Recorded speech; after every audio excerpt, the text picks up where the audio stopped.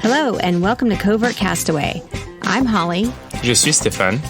Join us as we share what we learn and how we're making the transition to liveaboard cruising. We're going to talk about visas and Schengen and what we've learned being here in Europe. And wow, it's been a learning experience, to say the least, wouldn't you say? Yeah, it's like you think you figured it out. Yeah. There's always another twist. Here's the bottom layer. line. I just want a passport that says you're a global citizen. Just like, welcome to planet Earth. Go where you want. Like, there's no check-in, check-out. Like, wouldn't that be awesome? Okay, Yeah. But that's not the way it is. Yeah, like you're a nomad visa. Yeah, and you just go wherever you want. I'm spending money in your country. I'm not working there. I'm not doing anything special. Yeah. And I'm passing by. Just give me some time. Yeah, so that's like the ideal situation. So the real situation is this year I got a Longstay Visa for France, and we went in with certain assumptions about how that would work based on people we talked to and research we did, and we've learned more. And we wanted to share that with you. Everybody who kind of picks up a boat in Europe or plans to sail in the Med, I'm sure you have you've done a lot of your own research about, where to go, and the Schengen, and you have the 3 months and, or 190 days and 180-day business. So I'm just going to share my experience, our experience. We're a little bit different because Stefan has a dual citizenship, so he can enter with a French passport and he can stay. But in this case, I fall into the same limitations. That's true. You have the same limitations, and we're going to talk about what those are. Yeah, and what's frustrating, it's like you're looking for like a black and white answer. Yeah. And then when you dive in, it's shades of gray. It's all shades of gray. And you have to make a decision based on that. Yeah. It's really about risk management, again. So just like sailing. I know, it's just like sailing. So just to recap, he's a dual citizen. He has 2 passports. We wanted to stay in Europe longer than 3 months this year. Yeah. So I couldn't do that the first season because I couldn't apply for a long-stay visa just as a regular person, not even as a spouse, because of COVID, and everything was shut down and they weren't processing the visas. So what I did this past winter is I applied for a long-stay visa. And do you want to talk about the experience of the 90 days, 180? Because it's also confusing still to people. I guess still that's to a good us, point. But yeah, I mean, I can back up a little bit further. Yeah. So doing that, so basically the guideline is you can, for Schengen, for any Schengen zone, which is basically every country on the coast in Europe except for Croatia, Montenegro, and Turkey, basically. And Gibraltar was in the mix on the UK side for us when we started sailing also. But our understanding is that is in the process of being integrated into Schengen now. And Croatia is next on deck. So the places we were able to go without counting towards the 90 days and 180-day period were the UK side of Gibraltar, Croatia, Montenegro, and Turkey. So... And just to explain this 180 days, so you can go out and you can go in. So you can go somewhere. You can go to Montenegro, and that doesn't count towards Schengen, but they count your 90 days towards Schengen within 180 days. So your days start rolling off the back if you're gone, so and that's how they count the time. If you enter France on January 1st, that's where your 180 days are going to start. So even if you leave on day 2 to go to somewhere else. Yes. Yeah. So that means between January 1st and end of June, counting whatever, 180 days, yeah. Then you cannot spend more than 90 days right. in Schengen. But as soon as you get to July 1st, And Stuff somebody's starts going to rolling off the calculate back. it might be not exactly 180 days for simplification purposes. That first day on January 1st drops. Right. That means you can spend July 1st back in Schengen. Yeah. So that's probably, you guys already kind of probably know I that. think we've met people during a Terminal Week, and it's still confusing to people that are new. So we've gone through this kind of understing, but that's kind of what That's it kind of means, how it works. how the days drop your first day. So 6 the months way later. to get Schengen Day credits in that 180 days, maybe as a way to think about it, is you spend days out of Schengen zone, wherever that is. So people go to Tunisia, people go to Morocco, as I said, Gibraltar, which is changing, Croatia, which doesn't count, even though it's part of the EU. But the tricky part is They take land trips somewhere else. if you're like spending time in Spain and France and Italy. Yeah, all the places you want to sail, those are all Schengen. It's far away to go to Croatia. Yeah. And so you need to, you could leave the boat. You can leave the boat, You could yes. fly somewhere and rent an Airbnb or something and then come back. But assuming you want to be cruising, so you have to account for all that. So it's a little complex, requires some gymnastics, some calculation, and then you have to take into account wind, weather, and all that. So anyway, so cut to this season. So as I was saying, so I decided, since we were on land and not on a boat, and we were trying to do some things in France, it would be good to get a long-stay visa. So the way long-stay visas work is you get a long-stay visa for a country. So it's not for the EU, it's for a country. So in this case, it's France. I went through the spouse long-stay visa application process, but there's another application process you can go through as well to get a long-stay visa. Long-stay visa is valid for a year. And so I got that. And I was thinking, okay, we're good for 6 months, because the rule is, a rule we thought it was if you spend 6 months in a country, it makes you a tax resident, which then creates all kinds of reporting, compliance, all kinds of things that happen. Costs, you may have to pay for your global income. So it doesn't matter if you work in the country or not. You would pay, global income for that. So we didn't want to stay 6 months because we don't want to be residents, and we don't consider ourselves residents because everything is back in the U.S. So the idea was, okay, we can spend 6 months. So doop-de-doo, we go about our day, and we decide to, at the beginning of this season, to spend a month in Guadeloupe because it's not in Europe, and it's a territory of France. And we could go there, and I could learn French, and you can do the windsurfing and kite surfing. Sorry. And then we would go to France, and then we would do all the stuff for the boat and the learning and the training and everything like that. And then we would stay through till September, which would be the 6 months, and we would go back home, and that would be that. So how things have transpired is that's not actually how it works. How it works is you have to spend 6 months doesn't count. Like the 6 months is a hard and fast rule. And when we say 6 months, I think to be perfectly accurate, I think it's 183 days, something. Basically, half the time plus 1 day. Yeah. So we thought that was the black and white rule. Will make you fiscal resident.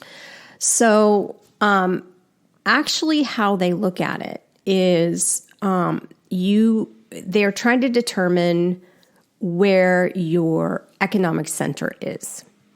And they do that by determining if you spend more time in France than anywhere else in a calendar year. So when we thought it was whatever the 183 days, it actually isn't 183 days. It's if you spend... Well, it is, but if you spend less... Yeah, right. So then if you apply another rule.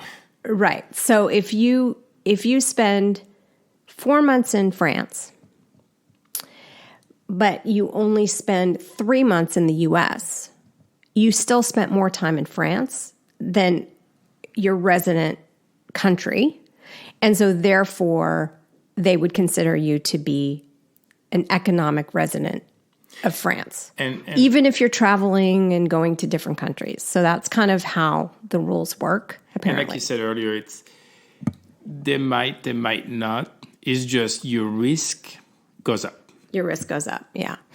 So we, having gotten that information, we actually hired an attorney because we wanted to understand the rules specifically, because that's how I roll. I'm a rule follower. Well, it's just good for me. I'm a rule follower because you get confused. It's very confusing.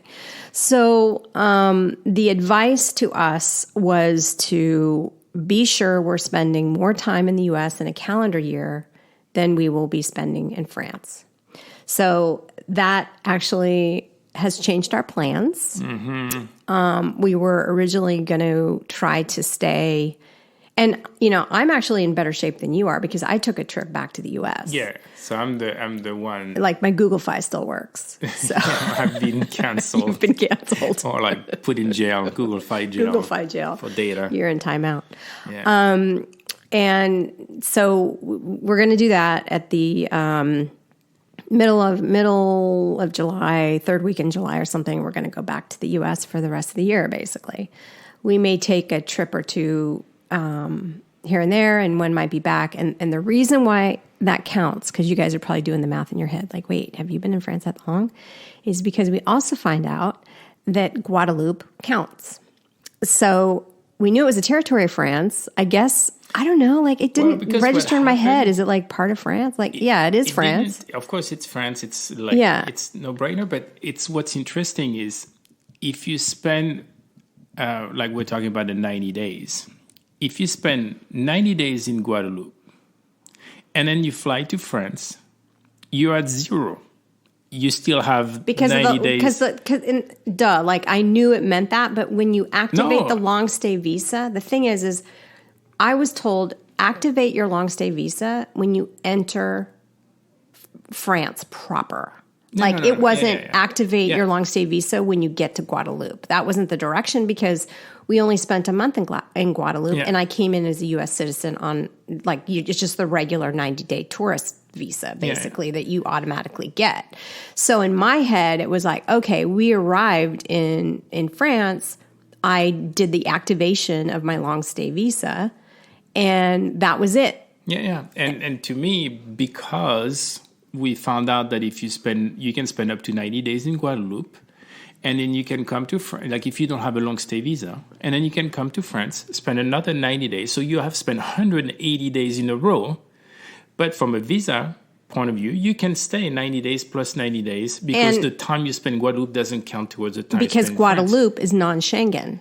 So that's what's confusing. And so, we didn't dive into the details and suddenly we're until we suddenly thought, could it be? Yeah. And yes, it does. Yes. So, we may be being a little bit conservative. I think the thing is we're going to have to come back to France to pick up our boat, and we're going to need to spend time in France. That's next year. Next year to pick up the boat and do other things. And we're trying to think through, am I going to have to apply for another long stay visa? And what does that mean? Like, I definitely don't want to be denied the opportunity to do that because I overstayed or triggered a red flag or this kind of thing, which apparently happens. And we have heard horror stories.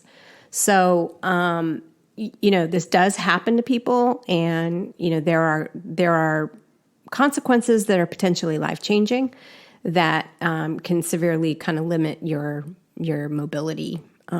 So I don't mean they're going to lock you in jail necessarily by that comment.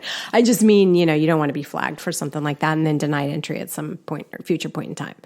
So that's where we're at. It's kind of a bummer. Totally a bummer. It's a total bummer because, we like it here. And we've been quite I'm getting busy used to I like the patisseries and all the little... And the French lifestyle is nice, and the people are nice. And the first couple of months, we've been quite busy, and we thought, July and August, we can travel inland, we can take sightseeing, trips and sightseeing, and visit some friends in France. And now it's great. We spent all that time, and it was very useful to work with Outremer, to do all this stuff. But like, it was kind of like, July, August, personal time. Yeah. And not so much anymore. Yeah. I mean, again, I'm blessed to have these problems. And we get to go back to Tahoe, which we've never actually spent a summer in Tahoe. Mm-hmm. So it'll be really nice, actually, because that'll be fun. And, we have friends with boats. Motorboats. Hey, I like motorboats too. No. And I don't know, maybe we can actually finally meet up with Alex and Brady. They have like a sailing school there out in Truckee. Cruising Academy. Cruisers Academy, yeah, maybe. But also see family, and that'll be fun. And my daughter might move, so that'll be an interesting kind of thing. I mean, of course, we'll family and have fun. Yeah, it'll be great. It was not the original. It just wasn't the original plan. Suddenly, when you thought like all that planning we did in February and spent hours and hours, you're like, it sounded so smart, and then it changed overnight after we talked to our attorney. And now we're like, flights. And, flights. By the way, we have to. How cheap are those flights? Well, so it's high season, so our flights back are, there is that too. They're expensive. And then there is the apartment we had rented. Yeah. So there is that too. Yeah. Yeah. So I guess the advice in this, and why we wanted to share quickly, is definitely talk to attorneys and people. What you read on the internet, and even what you hear from people, even like us, it may not be the same in your own personal case. So I do think getting expert advice is useful. But just wanted to share our experience because, it definitely was different than, 6 months. It's not 6 months. I think, my takeaway is just there are layers. And don't stop at the first layer. It's like, it checks the boxes from a visa point of view. Mm-hmm. Then you have to look at it from a tax point of view. And then you have to look at Schengen it from point of view. And for each of those, you have to look at it.